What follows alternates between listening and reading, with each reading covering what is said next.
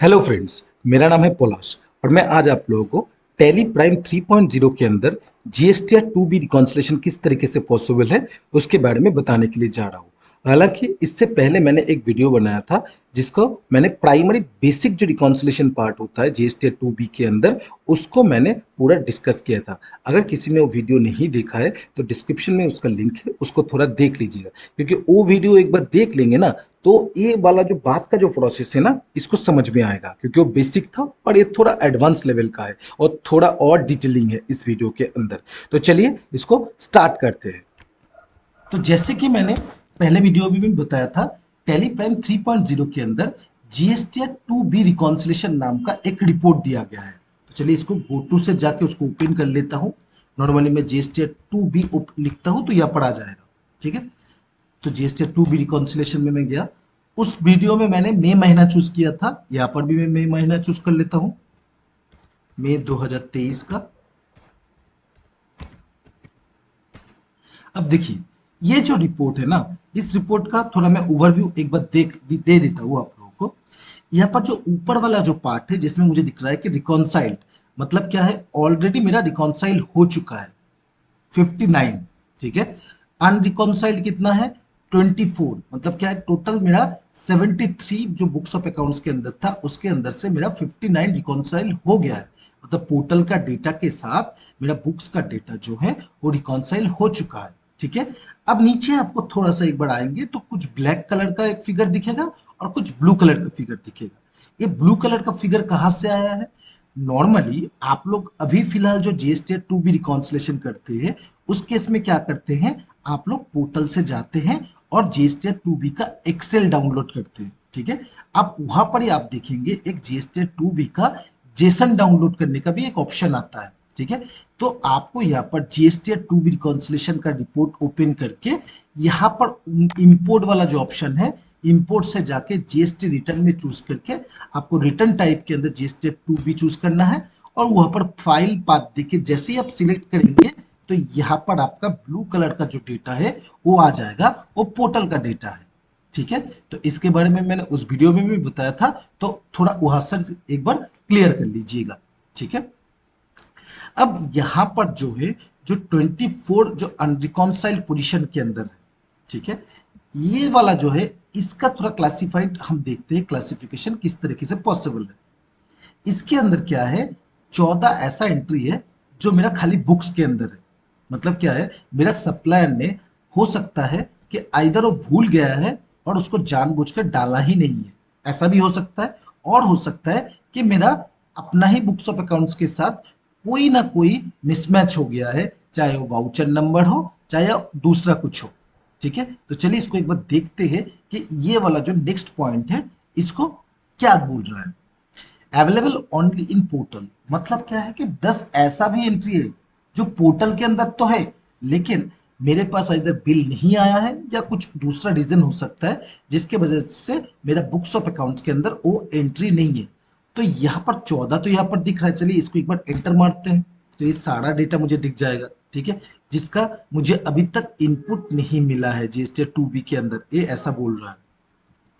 और 10 ऐसा एंट्री है जो ब्लू कलर वाला जो डेटा है, ये जो 10 एंट्री है, ये 10 एंट्री पोर्टल में तो डाला हुआ है लेकिन क्या है, मेरा बुक्स ऑफ अकाउंट्स के अंदर अभी तक उसको एंट्री नहीं किया गया है।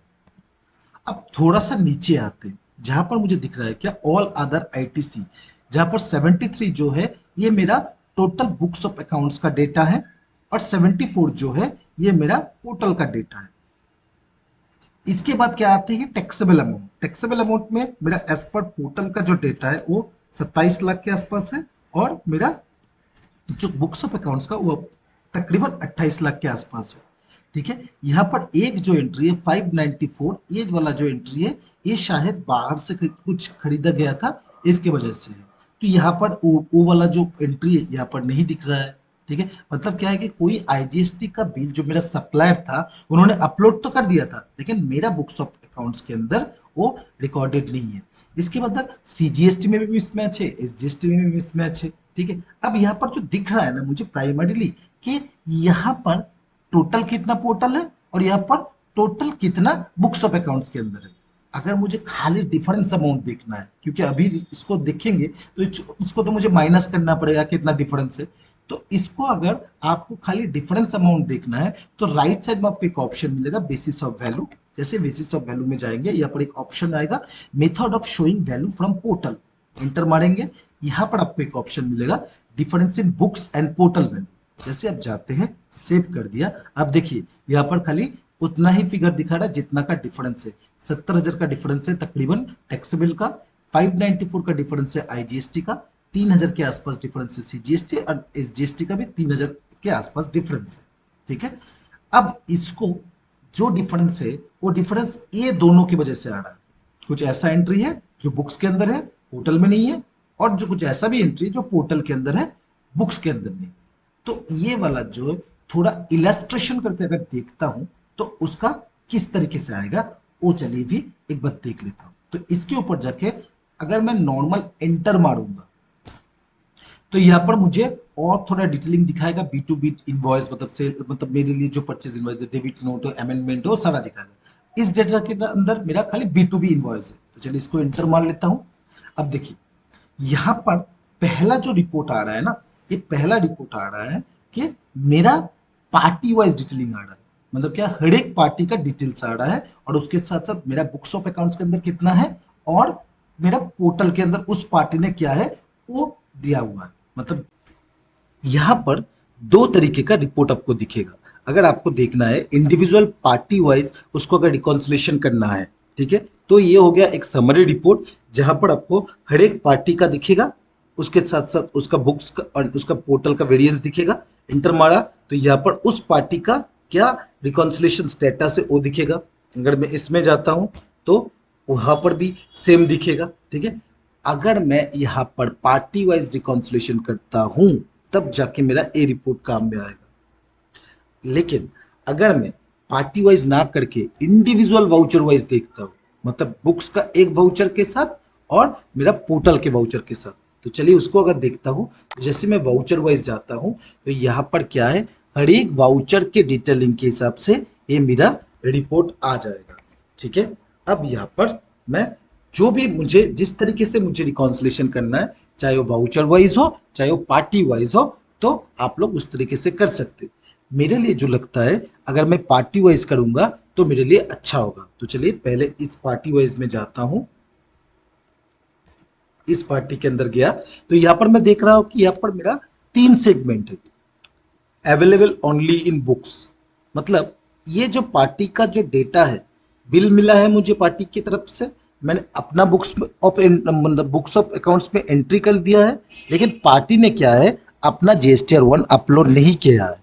तो इसीलिए मैंने जब जीएसटीआर 2 भी डाउनलोड किया था तो उस केस में मेरे यहाँ पर वो उस पार्टी का इनपुट नहीं मिला है, तो इसीलिए खाली क्या दिख रहा है, अवेलेबल ओनली इन बुक्स। ठीक है, ये एक नॉर्मल सिनेरियो हो सकता है जहां पर मेरा इस तरीके की सिचुएशन आ सकता है। अवेलेबल ओनली ऑन पोर्टल अप्रैल महीने का ये जो 13 अप्रैल है और ये जो 20 अप्रैल है, ये वाला जो है उन्होंने अपने पोर्टल में अपलोड किया है। मैं कौन सा महीने का कर रहा हूँ, मैं कर रहा हूँ मई महीने का रिकॉन्सिलेशन। अब इसमें क्या है 13 अप्रैल का और 20 अप्रैल का। तो चलिए एक बार इस पार्टी का जो है इस पे जाते हैं, हिडन जेम्स का, इसमें हम 13 अप्रैल और 20 अप्रैल का देख लेता हूँ। ये एक बार थोड़ा सा लास्ट में जाता हूँ, 443 और 696। 13 अप्रैल का मैं पहले जाता हूँ, गो टू में जाके यहाँ पर लेजर वाउचर में मैं जाता हूँ, और यहाँ पर मैं पार्टी का नाम चूज कर लिया, और यहाँ पर मैं ऑल्ट F2 दे के 13 अप्रैल चूज करता हूँ। ठीक है, देखिए 13 अप्रैल का डेट में इस पार्टी का नाम का कोई भी बिल नहीं था।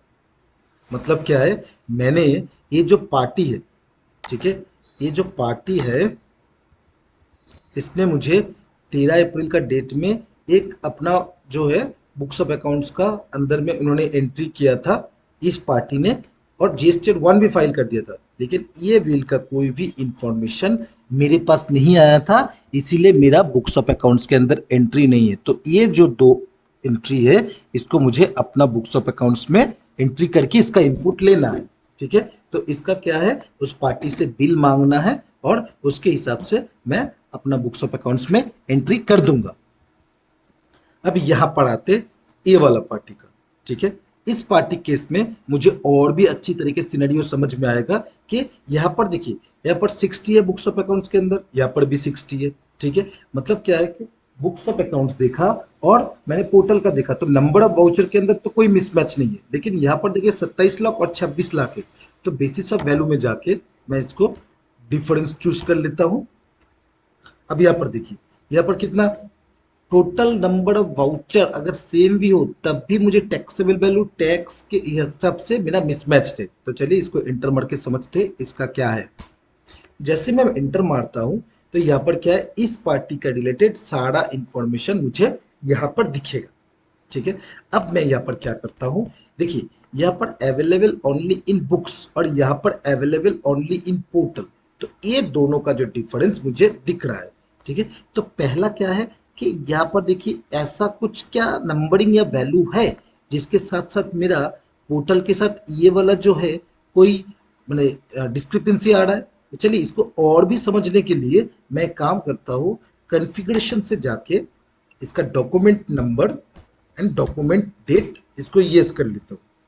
तो जैसे ही मैं डॉक्यूमेंट डेट येस कर लेता हूँ तो यहाँ पर देखिए थोड़ा समझने वाली बात है कि ये वाला जो पोर्टल का जो बुक्स ऑफ अकाउंट्स का जो डेटा है, ठीक है, तो इसमें मुझे एक फिगर देखिए, पहला फिगर तो यहाँ पर मुझे जो दिख रहा है ये वाला अमाउंट का, देखिए ये 17,816.01 पैसा का जो बिल है, ठीक है। यहाँ पर भी मुझे एक ऐसा बिल दिख रहा है जिसका मुझे 17,816.01 का है, मतलब अमाउंट तो मैच थोड़ा। डेट देखता हूँ 24 में, यहाँ पर भी 24 में, दोनों का डेट भी मैच होता है, ठीक है। अब यहाँ पर देखता हूँ किस वजह से मेरा ये प्रॉब्लम आया। प्रॉब्लम जो आया है यहाँ पर जो है ना सर, मेरे पास से ही गलती हुआ है। यहाँ पर देखिए इसका जो वाउचर जो नंबर है, ठीक है, R/29529 और यहाँ पर है R/29529, मतलब यहाँ पर तो प्रीफिक्स वाला पार्ट और नंबर वाला पार्ट ठीक है, लेकिन सफिक्स में यहाँ पर जो है 23-24 है, लेकिन यहाँ पर मेरा गलती से 234-24 हो गया है। तो मेरा क्या है, मेरा ही प्रॉब्लम है, यहाँ पर मैंने ही अपने बुक्स ऑफ अकाउंट्स के एंट्री के टाइम पर सप्लायर इनवॉइस नंबर में गलती कुछ डाला है, ठीक है। चलिए इसको एंटर मारते हैं और यहाँ पर जो है इस केस में जो लिखा हुआ है 23-24, ठीक है, और इसको ऐसे कंट्रोल ए मार के मैं इसको सेव कर लेता हूँ। जैसे ही मैं इसको सेव कर लूंगा, ठीक है, इसको मैं अभी ऊपर में जाता हूँ, देखिए वो जो बिल था वो मेरा यहाँ से हट गया, ठीक है। तो मेरे वहाँ पर जो 23 ऐसा कुछ था या कुछ भी जो भी नंबरिंग वाउचर था वो वहां से भी हट जाएगा जो मेरा मिसमैच की या अनरिकॉन्साइल्ड पोजीशन के अंदर है, ठीक है। अब थोड़ा और समझते हैं और क्या है, और कुछ इशू है इसके अंदर और इसके अंदर। तो पहले तो अमाउंट चेक करेंगे, फिर मुझे पता चला कि ये अमाउंट भी मेरा गलती हुआ है, 17,180 रुपया है और यहाँ पर 17,180 रुपया है, यहाँ पर तो ठीक है। डेट के हिसाब से 31 मई का ये, तो यहाँ पर जो है 33, यहाँ पर है R/33450 और यहाँ पर है E/ मतलब ये वाला है। तो इसका मतलब क्या, ये जो प्रीफिक्स है इसके अंदर ई मैंने बिठा दिया गलती से, तो इसको तो मुझे ठीक करना पड़ेगा, ठीक है। तो यहाँ पर क्या है, ये जो प्रीफिक्स में जोड़ा मेरा ई है उसको मुझे आर में कन्वर्ट करवाना है। तो ठीक है, तो मैं इसको कॉपी करके जस्ट एक नोटपैड कर लेता हूँ। आप कुछ भी तरीके से कीजिएगा, ये वाला जो पार्ट है जस्ट मैं अपने हिसाब के लिए या सुविधा के लिए इसको कर रहा हूँ। ये सेपरेट में करके ई वाला को चेंज करके आर कर दिया और यहाँ पर जाके मैं इसको ऐसे पेस्ट कर देता हूँ और इसको सेव कर दिया।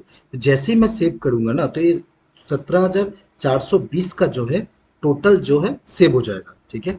अब यहाँ पर देखिए ये 17,000 वाला भी मेरा यहाँ पर से हट गया है, ठीक है। तो इस तरीके से मुझे ये समझना है, पहले तो ये फील करना है कि मेरा जो रिकॉन्साइल जो करना है, पहला उस रिकॉन्सिलेशन से पहले भी मिसमैच किस वजह से आया है। फर्स्ट वीडियो में मैंने दिखाया था कि एक राउंड ऑफ की वजह से मिसमैच आया था। उसके बाद क्या था, दो एक ऐसा भी बिल था जिसके अंदर मेरा पार्टी ने मुझे बोल के तो दिया था कि ये आइटम को मैं लेस कर रहा हूं, लेकिन मैंने वही वाला रख दिया था। मैंने अपने जो परचेज ऑफ बुक मतलब बुक्स ऑफ परचेज है उसके अंदर परचेज रजिस्टर में उसको नहीं हटाया था, ठीक है। आज मैं क्या देख रहा हूँ, आज मैं देख रहा हूँ कि बिल नंबर जो है पार्टी ने एक डाला है और मैंने गलती से दूसरा कुछ डाल दिया है। ठीक है। और भी थोड़ा सा समझते हैं, और कुछ है। हाँ, यहाँ पर मुझे और भी एक दिख रहा है। यहाँ पर देखिए 68,249.26, यहाँ पर भी 68,249.6 है। यहाँ पर भी मेरा गलती, शायद गलती मेरा यहाँ पर बिल नंबर की वजह से ये। इसको भी देख लेते हैं। 129986 वन। अब देखिए यहाँ पर 19986 है, यहाँ पर 2 आ गया है, तो मतलब क्या है, यहाँ पर एक एक्स्ट्रा 2 आ गया है, तो इसको भी हम करते हैं चेंजेस।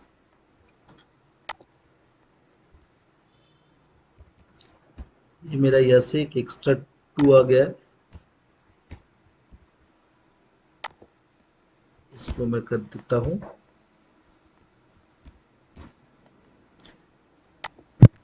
इसको मैंने सेव कर दिया। जैसे मैं इसको सेव करूंगा, ठीक है, तो इस केस में क्या होगा, ये पर्टिकुलर जो एरर है ये मेरा यहाँ से हट जाएगा।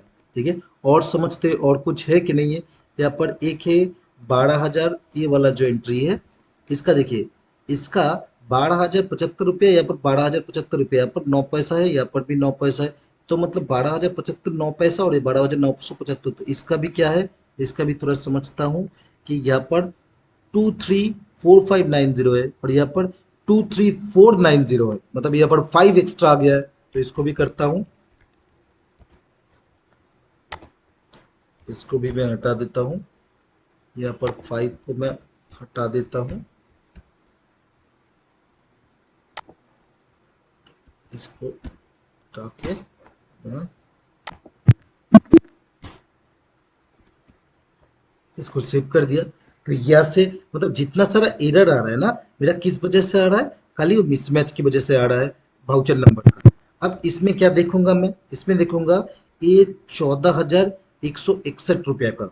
ठीक है, ये वाला इसका देख रहा हूँ, इसका क्या प्रॉब्लम है। यहाँ पर 24016, यहाँ पर आर स्लैश, अब यहाँ पर r/24016, यहाँ पर r/ तो नहीं है। ठीक है। यहाँ पर क्या है कि यहाँ पर r/24016 दिया हुआ है, लेकिन यहाँ पर स्लैश नहीं हुआ है, तो इसको भी हम करते हैं।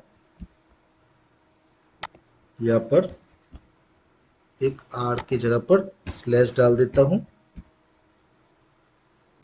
तो यहाँ पर मैं इसको चेंज करके इसको डालता हूँ। इसी तरीके से ये भी मैं इसको सेव कर लिया। ठीक है। तो इसमें मुझे अभी क्या है, अभी कुछ और है कि नहीं है मुझे समझना है। अभी देख पा रहा हूँ कि और तो कुछ नहीं है। यहाँ पर जो 1732 है इसका नहीं है, 25766 है, यहाँ पर दूसरा कुछ है, मतलब और वाउचर नंबर की वजह से तो प्रॉब्लम नहीं है। ठीक है। लेकिन फिर भी ये दिख रहा है। अच्छा, एक चीज ध्यान कीजिएगा, तो ये क्यों दिख रहा है मुझे,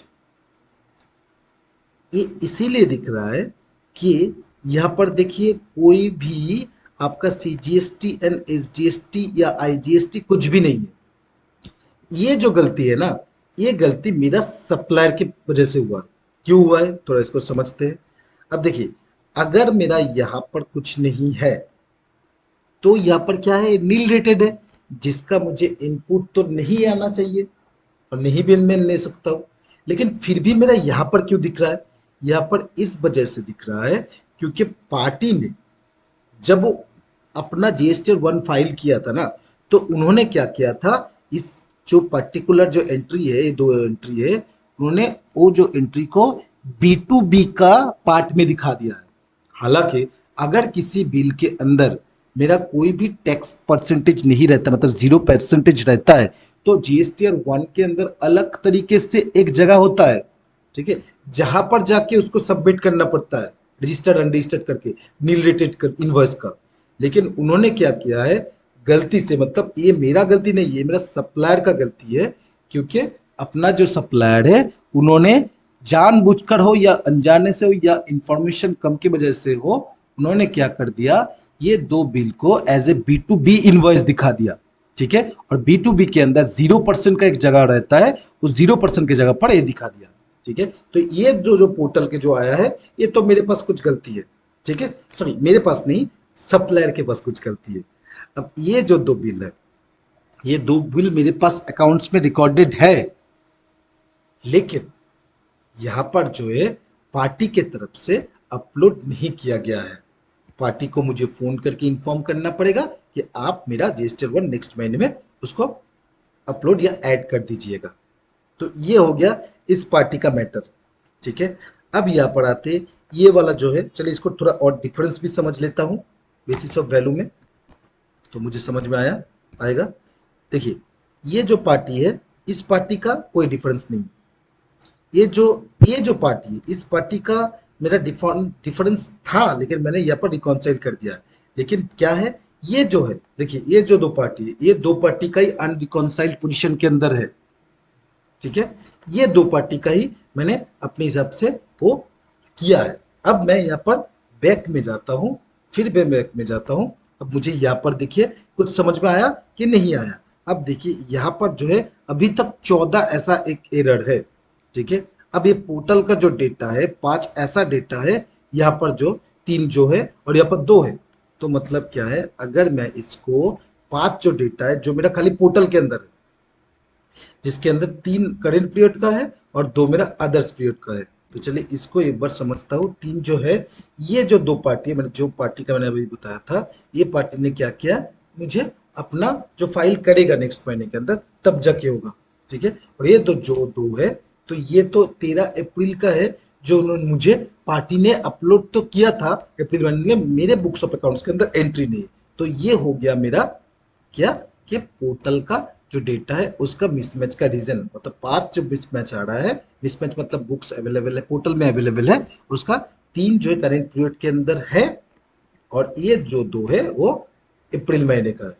अब यहाँ पर 9 जो एंट्री है जो मेरा खाली बुक्स ऑफ अकाउंट्स के अंदर अवेलेबल है, तो इसके अंदर इसका क्या रीजन है, इसका रीजन है ये जो 5 पार्टी है, मतलब ये पार्टी जो है, ठीक है, ये पार्टी ने अपना तो GSTR जो 1 जो है अपलोड अभी तक नहीं किया है।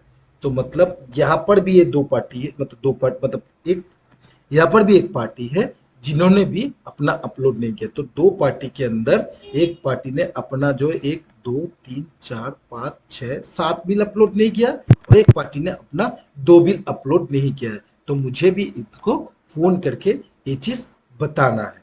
ठीक है, समझ गए आप लोग, ये वाला जो चीज है, इस तरीके से आप लोग पूरा रिकॉन्सिलेशन कर सकते हैं इस GSTR 2B का। ये मेरा फाइनल पार्ट नहीं था, फाइनल में और भी वीडियो लाऊंगा अलग अलग तरीके का, अलग अलग सिचुएशन का, जिसमें आपको GSTR 2B रिकॉन्सिलेशन बहुत ही कम टाइम में हो जाएगा। ठीक है, अच्छी तरीके से समझने के लिए मैंने 2 पार्ट में डिवाइड किया था इस वीडियो को। ठीक है, कि आपको समझ में आए कि ये वाला बेस टाइप का कहाँ से आ रहा है और ये वाला जो है कॉम्प्लिकेशन कहाँ से आ रहा है। इसके बाद भी और भी कुछ रहता है, वो मैं बाद में वीडियो में जाके इसको डिस्कस करूंगा। ठीक है, ओके, थैंक यू।